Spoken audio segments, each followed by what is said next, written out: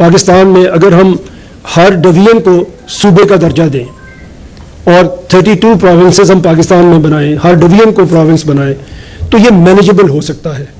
پاکستان ایک ریاست ہے یا پرائیویٹ لمیٹڈ کمپنی؟ آج کل لاہور اور کراچی کے کچھ تاجر نظر آتے ہیں اور وہ ہر جگہ بھاشن دیے پھرتے ہیں کہ پاکستان میں 33 صوبے ضروری ہے۔ سوال یہ ہے کہ اگر قانون سازی کام پارلیمنٹ کا ہے تو پھر یہ بڑے دکاندار، سیٹ اور واپاری لوگ ہیں، یہ کہاں سے بیچ میں سے آ گئے؟ ان کو اپلوڈ کیا جا رہا ہے اور ان کو اپلوڈ آج سے نہیں کیا جا رہا ہے، یہ پرانی تاریخ ہے جو ہم آپ کو بتائیں گے۔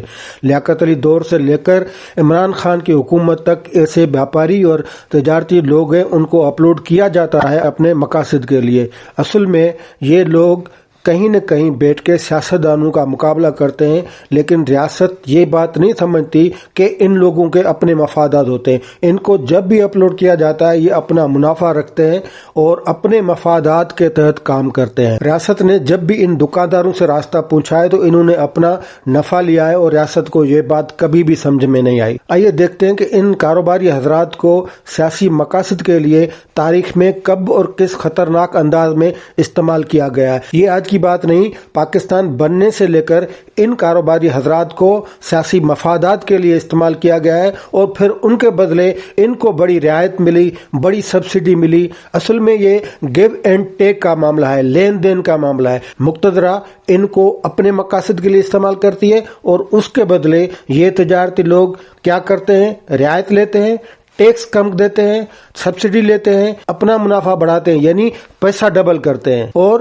جب ریاست ان کو ہائر کرتی ہے تو وہ جو تازہ بیانیہ آیا ہوتا ہے اس کو سپورٹ کرتے ہیں، اس کی سپورٹ کے لیے یہ فنڈنگ بھی کرتے ہیں۔ اور کراچی کے خصوصی طور پہ جو تجارتی لوگ ہیں ان کو کئی مرتبہ استعمال کیا گیا ہے اور لیاقت علی خان سے لے کر عمران خان تک وہ استعمال ہوئے ہیں، کیونکہ ان کا مقصد پیسہ بنانا ہوتا ہے۔ یہ بڑی بدقسمتی ہے کہ پاکستان میں جو جس کا کام ہوتا ہے وہ کام کرنے کے بجائے اسے دوسرا ٹاسک دے دیا جاتا ہے، اور اس وقت بھی یہی چل رہا ہے۔ اس وقت بھی کاروباری لوگوں کو آگے لے کر آنے والوں کی سوچ وہی پرانی ہے، وہی روایتی سوچ کہ سیاستدان نااہل ہیں، سیاستدان ناکام ہیں، سیاستدانوں سے مسائل حل نہیں ہوتے تو بیچ میں آپ پڑیں۔ جس کا کام دکانداری ہے وہ سیاست کو کیا سمجھے، ان کا کام فقط منافع کمانا ہے۔ عوام کے مسائل، عوام کے ایشو اور سماجی ایشو، سیاسی ایشو، ان میں ان کا کیا جائے۔ جس طرح میں نے پہلے بتایا کہ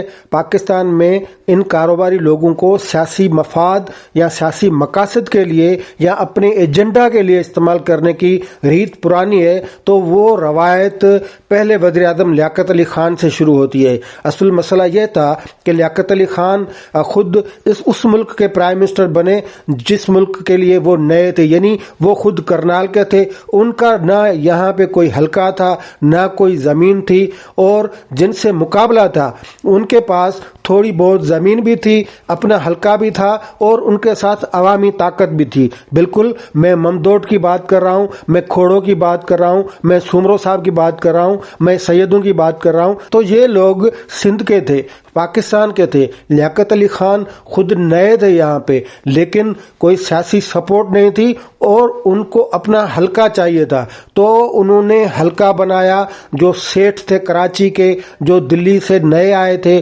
تو ان کو اپنے ساتھ ملانے کی کوشش کی۔ اصل بات کیا تھی کہ وہ جو جاگیردار، وہ جو سیاستدان جو سندھ میں پہلے بیٹھے ہوئے تھے، ان کے پاس ووٹ کی طاقت تھی۔ لیاقت علی خان کوشش کر رہا تھا کہ نوٹ کی طاقت کے ذریعے ان کا مقابلہ کر سکے، اور لیاقت علی خان نے پوری کوشش کی کہ ایسے کاروباری اور تجارتی لوگوں کا ایک ایسا اتحاد بنایا جائے جو 24 گھنٹے ان کے ساتھ ہوں۔ پھر لیاقت علی خان نے یہ کیا، تمام جو تجارتی لوگ تھے ان میں سے جو چیدہ اور اہم لوگ تھے ان کو اپنے ساتھ ملایا اور ان کو بڑے بڑے عہدے دیے۔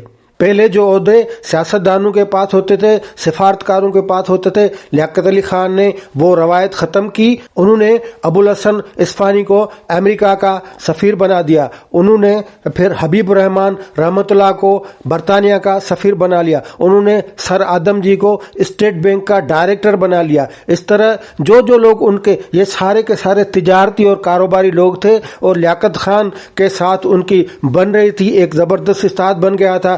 یعنی وہ لوگ جو لوکل تھے، جن کے پاس تھوڑی بہت عوامی طاقت تھی، اور وہ لوگ جن کے پاس زیادہ پیسہ تھا، جن کے پاس نوٹ تھے، لیاقت علی خان نے اپنے ساتھ وہ ملا لی۔ یہاں جو ایوب کھوڑو صاحب تھے ان کو چیف منسٹر سے ہٹا کر یوسف ہارون کو ادھر بٹھا دیا، جو احمد داؤد تھے ان کو مشیر بنا لیا، اورینٹ کمپنی جو تھی ان کو خوب استعمال کیا، اور یہ اورینٹ ایئر ویز کمپنی تھی جو بعد میں پی آئی اے بنی، ان کو استعمال کیا، ان کو خوب رعایتیں دی۔ اس طرح جو ڈان اخبار تھی اس میں سرمایہ کاری کی، اور پھر ڈان اخبار کو ماؤتھ پیس بنا لیا اپنے لیے لیاقت نے۔ تو یہ سارے لوگ جو میں نے نام گنائے ان کے میرٹ کوئی نہیں تھا، ان کا میرٹ فقط پیسہ تھا، یہ تجارتی لوگ تھے، اور تجارتی لوگ چاہیے تھے لیاقت علی خان کو تاکہ جو لوکل سیاستدان تھے ان کا مقابلہ کیا جائے۔ جو غلام محمد تھے ان کو پہلا وزیر خزانہ بنایا گیا۔ ان کی میرٹ کیا تھی؟ وہ ایک کارپوریٹ سوچ کے بندے تھے، اور محمد اور مہندرا کمپنی جو تھی ان کے بانی کاروں میں تھی۔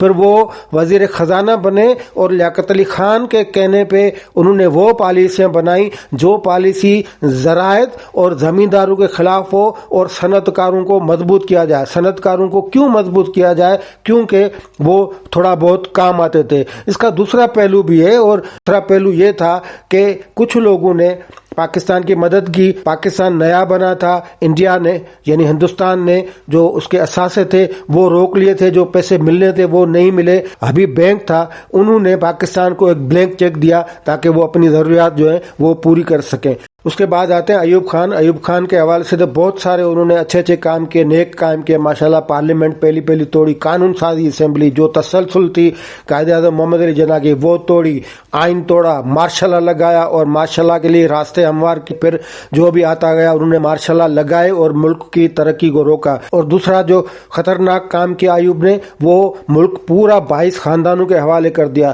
ان 22 خاندانوں کے پاس اس ملک کی 66% جو صنعتیں تھی، اور 87% بینکاری کا نظام تھا۔ یعنی ایوب خان نے ایک ایسا استثالی طبقہ پیدا کیا جس کو تمام رعایت دے کر اس ملک کو پھر ترقی کا نام دیا گیا۔ لیکن یہ ملک جو زرعی ملک کہلاتا تھا، اس زرعی ملک کو، اس کی زراعت کو دیوار سے لگا دیا گیا۔ ایوب خان ان صنعت کاروں پہ بڑے مہربانی تھی، بڑی بڑی مہربانیاں کی انہوں نے، بڑی بڑی سہولات دی، بڑی بڑی فیسلٹیشن کی، ان کی ووچر اسکیم لائے، خصوصی طور پہ ووچر دیے جاتے تھے تاکہ ان کا کاروبار بڑھے۔ امپورٹ پہ پابندی لگائی تاکہ صنعت کاروں کو زیادہ پیسہ ملے اور لوگ ایسی چیز نہ خریدیں وہ انہی صنعت کاروں سے خریدیں۔ اسی طرح جو لائسنس اور پرمٹ کلچر تھا وہ ایوب خان نے متعارف کرایا تاکہ ان لوگوں کو اپنے ساتھ جوڑ سکے۔ اسی طرح جو ٹیکس ہالیڈے پالیسی تھی جس میں سارے ٹیکس معاف، یعنی سبسڈیاں بھی ان کو،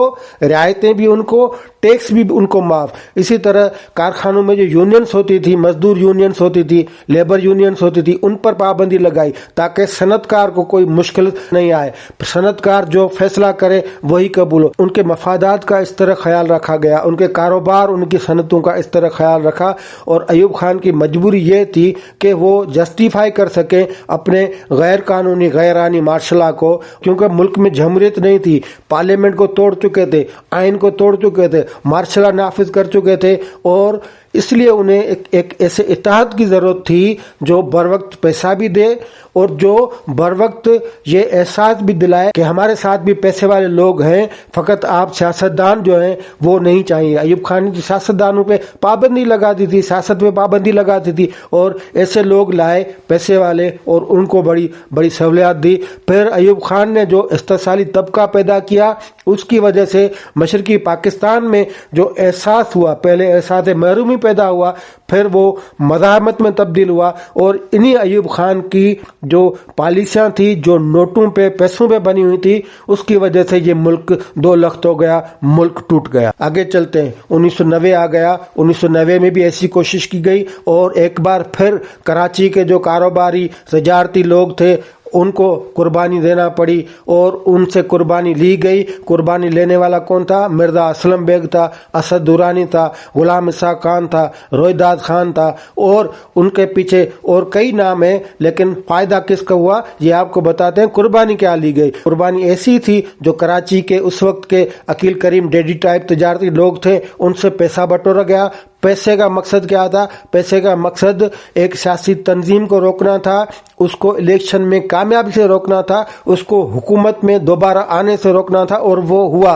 और पैसे किस में बांटे गए? बड़ी लिस्ट है, 14 करोड़ रुपए 1990 में, कोई थोड़ा पैसा नहीं होता। मियां नवाज शरीफ, अल्ताफ हुसैन, पीर बागारों से लेकर तमाम लोगों में ये पैसे बांटे गए, और फिर जो पैसे जिस मकसद के लिए गए वो मकसद पूरा हुआ। मोहतरमा बेनजीर भुट्टो को इलेक्शन हरवाया गया, उनको इक़्तिदार से दूर रखा गया, लेकिन क्या हुआ?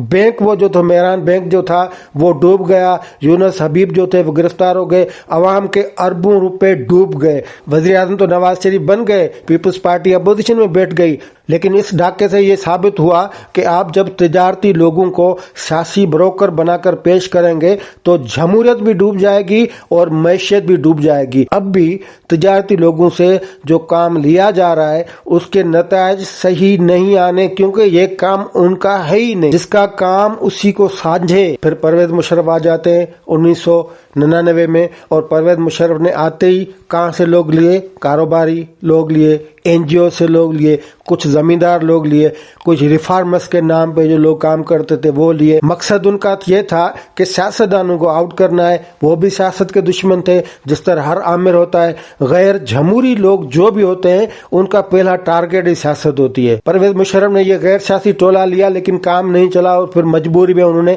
कुछ सियासी जमायतों को साथ लिया और फिर अपने इक़्तिदार को तवालत दी। लेकिन परवेज मुशर्रफ ने फिर भी बड़े ओहदे के लिए एक गैर सियासी और बैंकर को चुना। वो सिटी बैंक का बड़ा बैंकर था, और जिसका NIC भी एयरपोर्ट पे आके बना। बिल्कुल शौकत अजीज जो थे उनको वजीर आजम बनाया गया। और शौकत अजीज के पास क्या विजन था? शौकत अजीज का मेरिट क्या था? फकत यही मेरिट था, वो कारपोरेट सेक्टर के थे, वो बैंकर थे, वो सनतकार सोच के थे, और उन्होंने यहाँ आके जो नजरिया दिया, माशी नजरिया जो उन्होंने बड़ी भड़क मारी, उन्होंने कहा कि ये ट्रिकल इकोनॉमी है। ट्रिकल इकोनॉमी का मकसद ये है कि अमीर को ज्यादा अमीर करना है। फिर शौकत अजीज ने ट्रिकल इकोनॉमी के नाम पर बैंकों को धड़ाधड़ पैसे दिए, स्टॉक एक्सचेंज को मजबूत किया, गरीब उधर ही रहे, महंगाई बढ़ती गई, भूख बढ़ती गई, मुफलसी बढ़ती गई। लेकिन ये जो बैंकर, कारपोरेट, गैर सियासी लोगों का जो नजरिया था वो समझ रहे थे कि ये कामयाब हुआ, लेकिन कामयाब नहीं हुआ था। और परवेज मुशर्रफ के दौर में इतने पैसे आए, इतने डॉलर है अमेरिका से,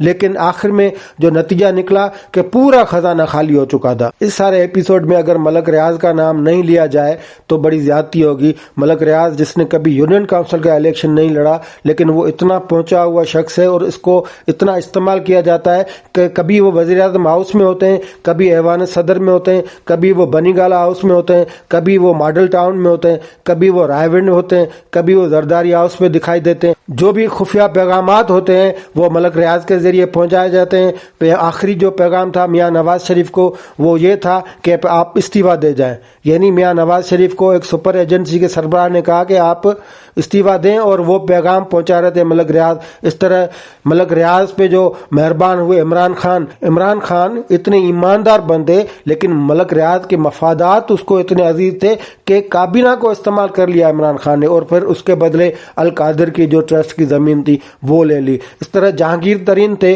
जहांगीर तरीन को सियासी ठेकेदार के तौर पर इस्तेमाल किया गया 2018 के इलेक्शन के बाद। उनके जहाज को इस तरह इस्तेमाल किया गया जिस तरह मोटरसाइकिल इस्तेमाल होता है, यहां से बंदे वहां लाने, वहां से बंदे यहां लाने, पैसे उनके अलावा, इस तरह के लोगों को इस तरह इस्तेमाल किया जाता है। चलो जहांगीर तरीन तो थोड़े बहुत सियासी थे, वो 2002 के इलेक्शन के बाद सियासी थोड़े बहुत थे, काफ लीग में भी रहे थे, वजीर भी थे, लेकिन उनको इस्तेमाल करने वाले गैर सियासी थे। अब आते हैं ये जो कारोबारी आजकल बात करें 33 सूबे होने चाहिए, मैं आमिर हैं, अकील करीम डैडियां वगैरह वगैरह, ये इनको ये भी पता नहीं है कि ये जो आप सूबों की बात करें और कराची और सराइकी सूबे को एक मिलाकर बात करें, ये तारीखी, ज्योग्राफी, सियासी और समाजी हैसियत से बिल्कुल ये दोनों सूबों का मुतालबा एक दूसरे के उलट है। कारोबारी लोगों की ज़हनी वुसअत इतनी होती ही नहीं जितनी सियासतदानों को होती है। जब रोटी महंगी होती है तो सियासतदान को पता होता है कि रोटी महंगी होने से उनका वोट कट सकता है, और ये कारोबारी लोग हैं वो समझते हैं और वो दलील देते हैं कि डिमांड और सप्लाई का मामला है।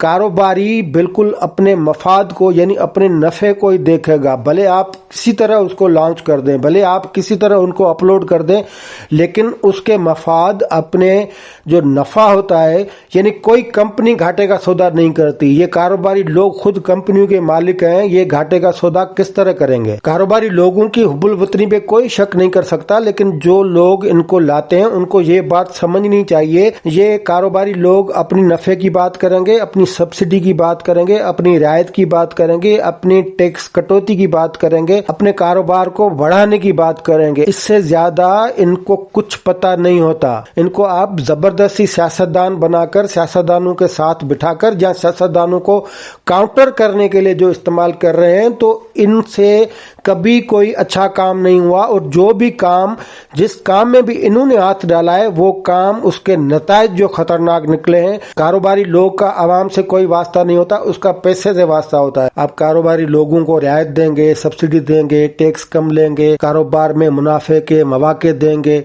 तहफ़्फ़ुज़ देंगे, तो आपके मफाद की वो बात करेगा। लेकिन वो बात अगर अवाम के मफाद की नहीं होगी, अवाम के मफाद के टकराव में होगी, तो ये एजेंडा कभी भी नहीं चल सकता। रियासत को किसी कंपनी की तर्ज पर नहीं चलाया जा सकता, क्योंकि रियासत का काम फकत अमीरों के साथ चलना नहीं होता, गरीबों को साथ लेकर चलना होता है। और ये जो कारोबारी लोग हैं, इनके मशवरे पे रियासतें गरीब को कुचल देती हैं। कारोबारी लोगों को अगर आप सियासी टास्क देंगे, तो उसका पहला काम अपनी बैलेंस शीट को बढ़ाना या बराबर करना होगा, उसके बाद वो आपका मामला देखेगा। तारीख गवाह है कि जब भी इस रियासत ने इन दुकानदारों से रास्ता पूछा है, तो उन्होंने उसे बाजार में लाके खड़ा किया है। ठीक है, आप शौक पूरा करें, बिस्मिल्लाह, लेकिन ये याद रखें कि अब की बार फकत दुकान नहीं, बाजार जल जाएगा। शुक्रिया।